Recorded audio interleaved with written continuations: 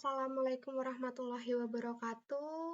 Kami dari kelompok 8 ingin mempresentasikan hasil kerja kelompok kami, yaitu tentang perkembangan sosial emosi masa remaja. Sebelumnya perkenalkan nama kami.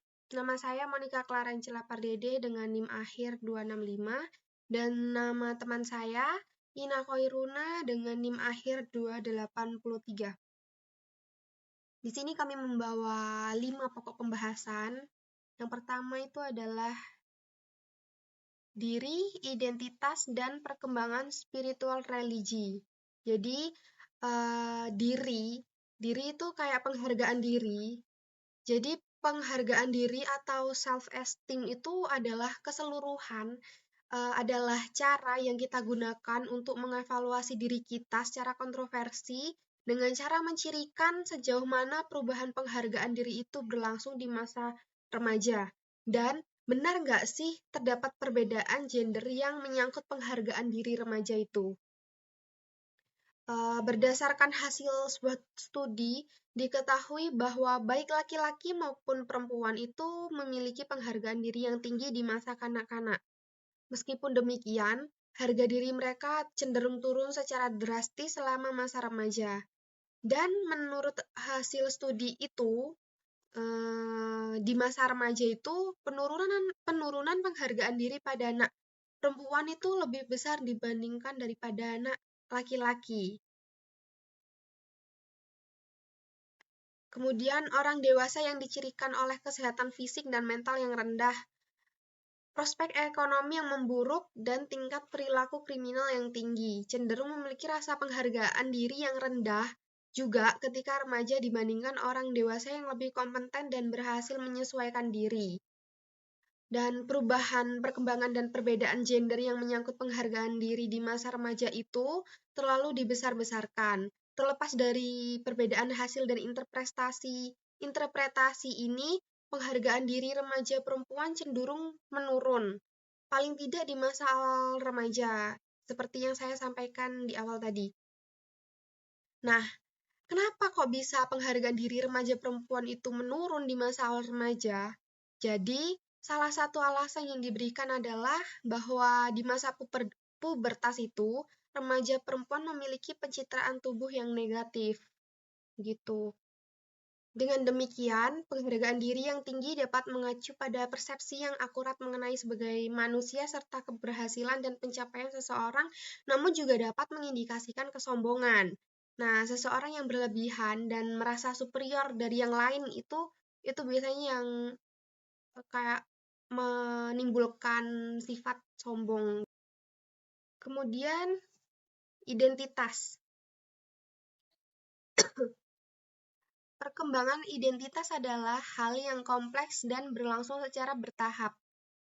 Jadi kayak perkembangan identitas itu dimulai ketika masa bayi dan berlangsung hingga usia tua begitu. Identitas adalah potret diri yang tersusun dari berbagai aspek yang mencangkup. Contohnya seperti jejak karir dan pekerjaan yang diinginkan, yang ingin dirintis oleh seseorang, itu merupakan identitas pekerjaan atau identitas karir. Kemudian, apakah seseorang itu konservatif, liberal, atau berada di antara keduanya? Itu merupakan identitas politik. Kemudian ada juga identitas spiritual, itu seperti keyakinan spiritual seseorang. Kemudian apakah seseorang itu lajang, menikah, atau bercerai, itu termasuk identitas relasi. Dan masih banyak identitas yang lainnya. Kemudian ada perkembangan spiritual dan religi. Perkembangan spiritual dan religi itu kayak masalah keyakinan penting kayak masalah keyakinannya buat remaja gitu. kan kayak banyak ya remaja yang beranjak dewasa mulai bergulat dengan lebih banyak aspek kompleks dari agama gitu. Dan peneliti telah menemukan bahwa ternyata remaja perempuan itu lebih religius daripada remaja laki-laki. Hal itu dikarenakan remaja perempuan merasa bahwa agama membentuk kehidupan sehari-hari, berpartisipasi dalam kelompok keagamaan, dan bikin mereka itu kayak merasa lebih dekat dengan Tuhan.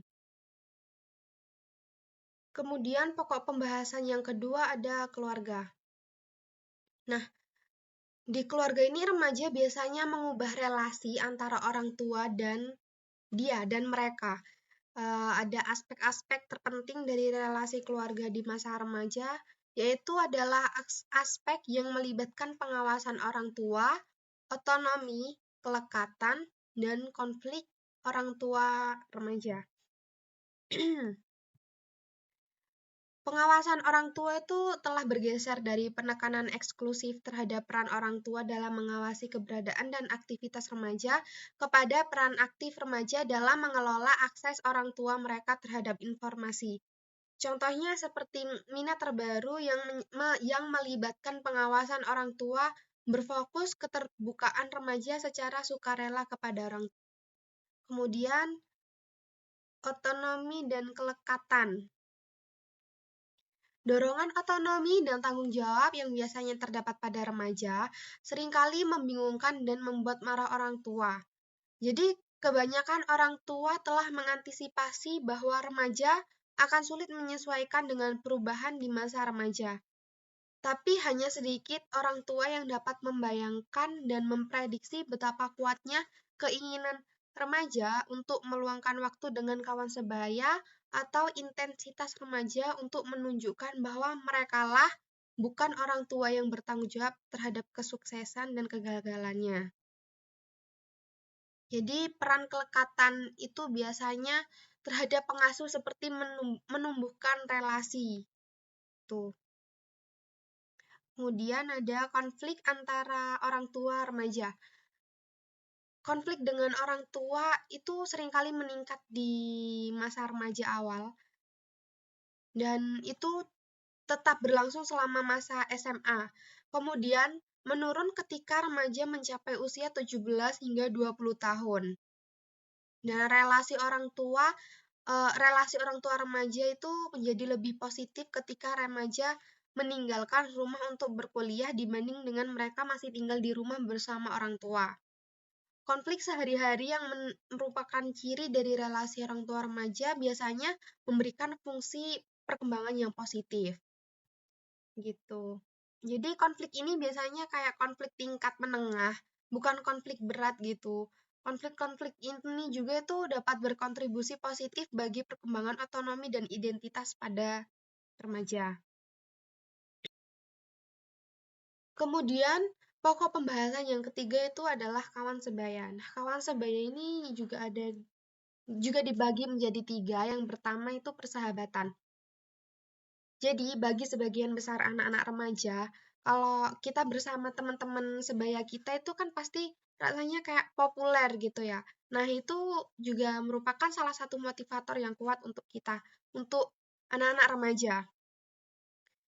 Di awal masa remaja, remaja biasanya memilih untuk memiliki beberapa sahabat yang lebih intens dan akrab dibandingkan anak-anak kecil.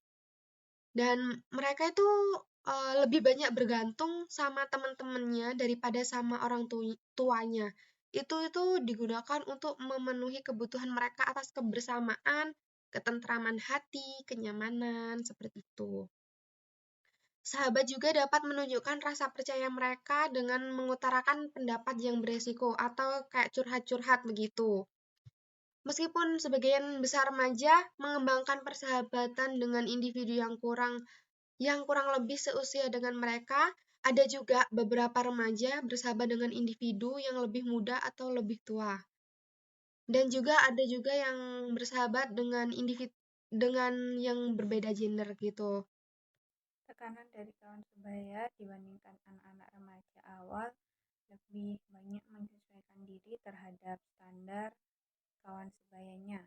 Pada kelas 8 dan 9, konfront standar antisosial mencapai puncaknya. Dalam taraf ini, remaja cenderung melakukan hal negatif seperti mencuri, tersetup roda mobil, membuat grafiti di dinding, atau mencuri kosmetik dari toko bersama kawan sebayanya. Salah satu peneliti menemukan bahwa remaja cenderung lebih menekan kawan sebayanya untuk menolak pengaruh orang tua dibanding remaja Jepang menurut Rothbaum DKK pada tahun 2000. Remaja mana yang cenderung berkelompok kawan sebaya? Ada dua strategi, yakni efektif dan tidak efektif dalam berteman. Yang efektif yakni memulai interaksi, ramah, melakukan perilaku prososial, jujur, dan dapat dipercaya. Tunjukkan rasa hormat kepada diri sendiri dan orang lain. Berikan dukungan sosial. Yang dihindari adalah agresif secara psikologis, tidak membawa diri dengan baik, dan antagonis. Tekanan dari kawan sebaya dibandingkan anak-anak, remaja lebih awal banyak menyesuaikan diri terhadap standar kawan sebayanya. Pada kelas 8 dan 9, konformitas terhadap kawan sebaya, khusus terhadap standar antisosial mencapai puncaknya. Dalam taraf ini, cenderung melakukan hal negatif seperti mencuri, tersetup roda mobil, menggambar grafiti di dinding, atau mencuri di toko kosmetik bersama kawan sebayanya. Pacaran dan relasi romantis. Remaja menghabiskan cukup banyak waktunya untuk berpacaran atau berpikir mengenai pacaran.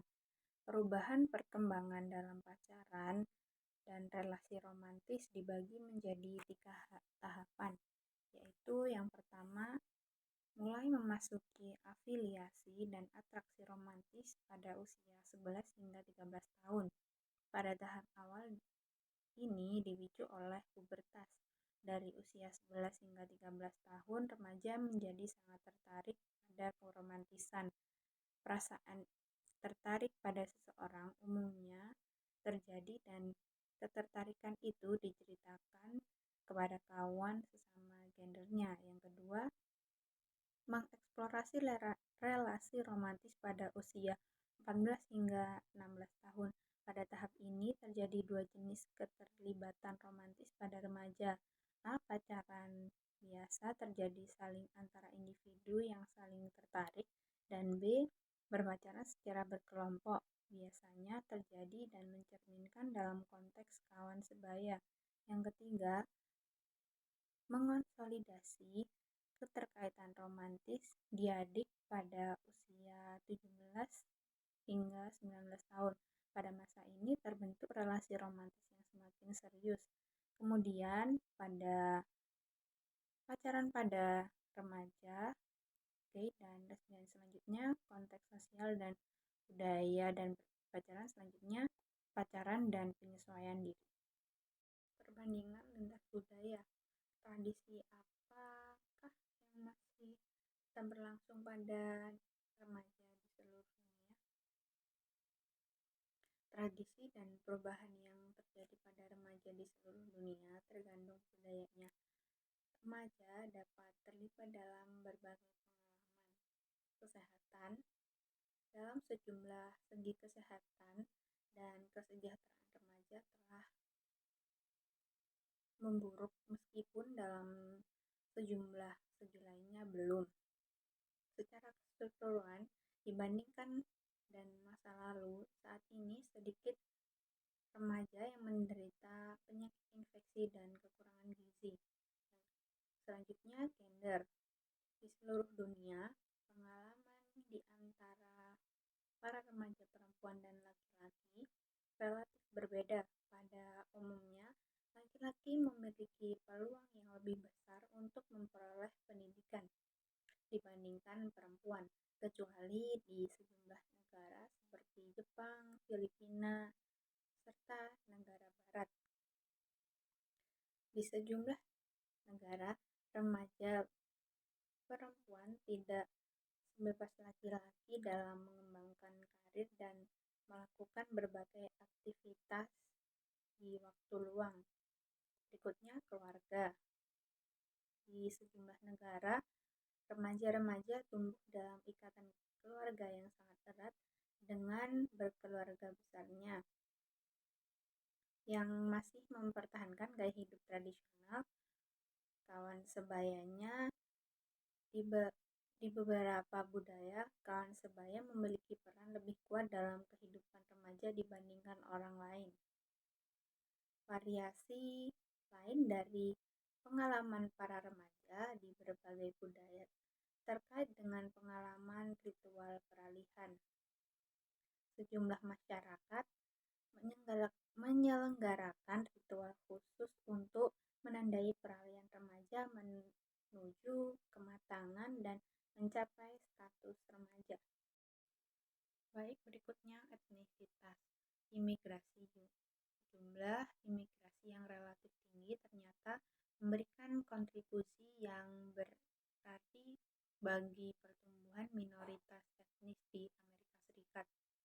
Para imigrasi seringkali menghadapi tekanan yang tidak biasa dan kurang dirasa oleh penduduk lama, seperti hambatan dalam bidang bahasa, terlepas dan terpisah dari jaringan yang bisa memberikan dukungan, perubahan status SIS, serta perjuangan untuk mempertahankan identitas dan menyesuaikan diri.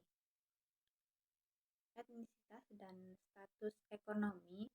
Sebagian besar riset mengenali remaja dari minoritas etnis tidak berhasil memisahkan pengaruh etnisa dan status sosial ekonomi. Etnisitas dan status sosial ekonomi dapat saling berinteraksi sedemikian rupa sehingga memperbesar pengaruh etnisitas.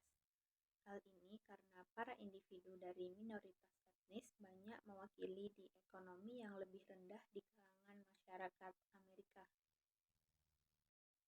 Selanjutnya, media. Penggunaan media. Sebuah penelitian nasional mempelajari lebih dalam kebiasaan anak-anak dan remaja terhadap media dengan mengsurvei dari 2.200 anak dan remaja dari usia 8 hingga 18 tahun. Penelitian ini menegaskan bahwa remaja zaman sekarang dikelilingi oleh media. Rata-rata remaja menghabiskan 6,5 jam sehari bersama media, hanya menghabiskan 2,25 jam sehari bersama orang tua, serta hanya 50 menit sehari untuk mengerjakan pekerjaan rumah. Walaupun tersedia beberapa teknologi baru, sebagian besar waktu yang dihabiskan oleh remaja adalah menonton TV lebih dari 3 jam per hari. Meskipun demikian, pada diskusi kita nanti Anda akan melihat bahwa jumlah remaja yang menghabiskan waktu untuk online meningkat pesat. Kehidupan online remaja di seluruh dunia semakin bergantung pada internet. Meskipun terdapat perbedaan substansial dan penggunaannya di berbagai negara di seluruh dunia dan oleh berbagai kelompok sosial ekonomi. Sebagai contoh, sebuah penelitian terbaru mengungkapkan bahwa 17% remaja Singapura berlebihan menggunakan internet, yaitu 5 jam atau lebih per hari. Kenakalan remaja diterapkan pada remaja yang melanggar hukum atau terlibat dalam perilaku yang dianggap ilegal, seperti kategon gangguan lainnya. Kenakalan remaja merupakan sebuah konsep yang pelanggaran dapat berkisar dari membuang sampah hingga berikutnya depresi. Tingkat remaja yang mengalami depresi berkisar dari 15 hingga 20%, sekitar usia 15 tahun. Tingkat depresi remaja perempuan 2 kali lebih besar dari remaja laki-laki. Beberapa alasan adanya perbedaan gender ini: perempuan cenderung memikirkan suasana hati, depresi yang dialami, dan memperbesar-besarkan citra diri remaja perempuan khususnya yang menyangkut citra tubuh lebih buruk dibandingkan remaja laki-laki. Remaja perempuan lebih sering menghadapi diskriminasi daripada laki-laki. Pubertas muncul lebih awal pada anak perempuan dibandingkan pada anak laki-laki. Akibatnya, remaja perempuan mengalami perubahan dan pengalaman yang semakin meningkat di sekolah menengah yang dapat meningkatkan depresi. Tindakan bunuh diri jarang terjadi di masa kanak-kanak, meningkatkan ketika remaja semakin tinggi. Menjelang dewasa, kini bunuh diri menduduki peringkat 3 sebagai penyebab utama kematian remaja berusia 10 sampai 19 tahun di Amerika Serikat. Ketertarikan antara masalah program prevensi dan intervensi yang berhasil. 4 masalah yang paling mempengaruhi remaja adalah penyalahgunaan obat terlarang, kenakalan remaja, permasalahan seksual, permasalahan terkait sekolah. Remaja dengan resiko terbesar memiliki lebih dari satu masalah. Masalah perilaku pada remaja saling terkait. Program yang telah berhasil mencegah atau mengurangi masalah remaja ada 3 komponen, yaitu memberi atensi yang intensif secara individual, memberi perhatian dan menangani kebutuhan tertentu anak tersebut. Yang kedua, pendekatan kolaborasi multi-agen dari komunitas luar. Yang ketiga, identifikasi awal dan intervensi. Sekian presentasi dari kelompok kami. Apabila ada kurang lebihnya, mohon maaf yang sebesar-besarnya. Assalamualaikum warahmatullahi wabarakatuh.